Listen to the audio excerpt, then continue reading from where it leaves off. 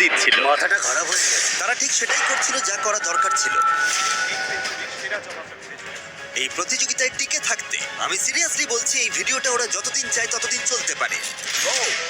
গত রাতে ফোর্ট ফ্রিজি অনেক উন্নত হয়ে গেছে। Fort ফ্রিজি boys for life. ওরা কি সত্যি তোমাদের সব মিটের দখল নিতে দেবে? আমার মনে হয় না ওদের আর কোনো উপায় আছে। ওরা যদি বিনিময়ে কিছু দিতে চায় তবে আমরা রাজি আছি। আর শুধু ফোর্ট ফ্রিজি বড় হচ্ছিল না, যখন তারা স্টোরের পেছনে মিড জোনের কাছে ক্যাম্প করেছিল তখন অন্য একটা দল তাদের ঘাঁটির জন্য বেশ মজার একটা জায়গা খুঁজে পেল। যখন তারা ম্যানেজারের ফাঁকা অফিসটা খুঁজে পেল, ওটার চেহারাই বদলে দিল তারা। আমরা নিজেদের এই ঘরে বন্দি করে নিচ্ছি। আমাদের কাছে গোটা রেফ্রিজারেটর সেটআপটা আছে, তার সাথে একটা আস্ত শপিং ট্রলিও। ম্যানেজারের অফিসের ঠিক পাশেই ছিল বাবা আর ছেলের একটা ছোট্ট দল। তুমি কি জেতার জন্য লড়বে নাকি চলে যাবে? আচ্ছা, আপনার কি কাজ আছে? আমি ছুটি নিয়ে নেবো, আমি আরো কিছুদিন থাকছি। আর প্রডিউস সেকশনে ছিল একটা দল যার নাম ছিল দ্য ইনোভেটরস, যার একজন সদস্য প্রেগনেন্ট অবস্থায় এই চ্যালেঞ্জে অংশ নিচ্ছেন। আজ আমার 11 সপ্তাহ পূর্ণ হলো, হয়তো এই প্রথম বিস্ট বেবি। আর গলিগুলোতেও কিছু বাড়তি দল ছিল। তোমরা তো একদম ব্যারিকেডের মধ্যে রয়েছো, মনে হচ্ছে ঠিক যেন জম্বি অ্যাটাক শুরু ও হয়েছে। হ্যাঁ, আমরা চারদিক বন্ধ করে নিয়েছি, আমরা তৈরি। গুড মিথিক্যাল মর্নিং বন্ধুরা। আমাদের $2.5 লক্ষ লাইনে আছে। এখন চাইলে যেতে পারেন, যদি থাকার ইচ্ছে না থাকে তবে এখনই চলে যান। ঠিক আছে, টাটা।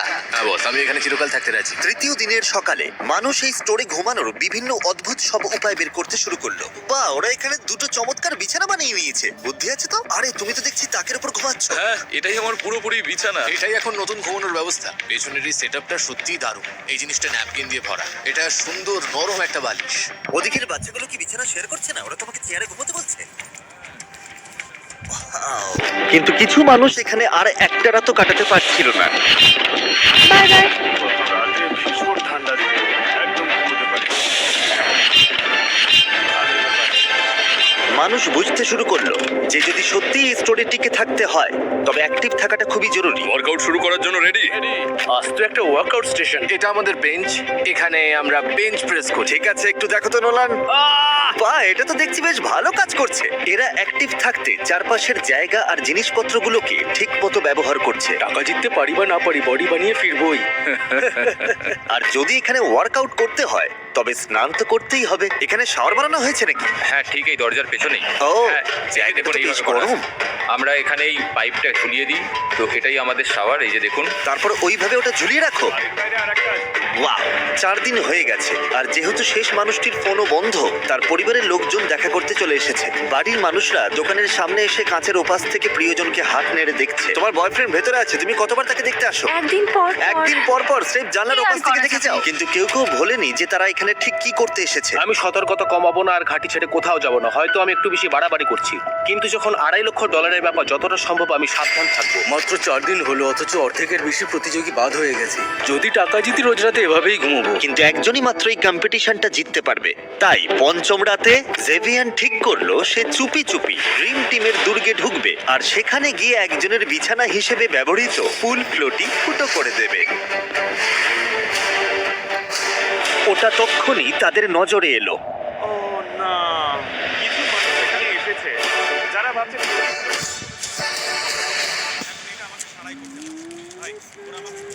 প্রডিউসারে থাকা জশ পুল ফ্লোটিতে হামলাটা পরিষ্কার দেখতে পেয়েছিল আর সে সাথে সাথেই গানারকে বলে দিল এটা কে করেছে। আমার বডিটা নষ্ট করে দিল। আমি খবর পেলাম যে একটা সবুজ জামা পরা বেটে লোক সে নাকি তার উস্কানিতে লটিগুলোকে পুরো করে ফেলেছে। আর যখন জেভিয়ান দেখলো যে যশ ওর নামে বলেছে, সে তখন প্রডিউস সেকশনের দিকে নজর দিল। আমি দুঃখিত। আজ রাতে আমরা সবাই জেগে থাকলে কেমন হয়? চলো আজ রাতে সবাই জেগে থাকি। আমাকে ছবে না, একদম একদম ছবে না, ছবে না বলছি। বললাম তো ছবে না, বললাম তো। হ্যাঁ, তোমার এখানে মাথা গলানোর কোনো দরকার ছিল না। তুমি কি বাচ্চা নাকি? এখন কে বাচ্চার মতো আচরণ করছে? অন্যরা যখন দেখলো জেভিয়ান কি করেছে, তারা ঝামেলাটা ওর ঘাটির দিকে ঠেলে দিল। আরে না, ও তোমরা এভাবেই খেলতে চাও? এই পর্যায়ে এসে আমি বুঝতে পারছিলাম না কি হচ্ছে। পপটার্টসগুলো নয়, পপটার্টসগুলো নয়। আরে বলছি তো না। একটা বাজে কাণ্ড ঘটে গেল। দেখছেন তো, পুরো ফ্লোরটা তছনছ হয়ে গেল। দেখলে তো, বাচ্চারা ঠিক এই কাজটাই করে। যদি কোনো কম্পিটিশন করতে হয় তাহলে মন থেকে সেটা করতে হয়। আর সত্যি বলতে আমার এটা মনে হচ্ছে আমি যদি চালিয়ে যাই তাতে আমার মন সায় দেবে না। কিন্তু শুধুমাত্র ইনোভেটররাই একা ক্ষতিগ্রস্ত হয়নি। মিল্ক জোনে থাকা ড্রিম টিমের একজন সদস্য এই হাঙ্গামায় অন্যদের চেয়ে বেশি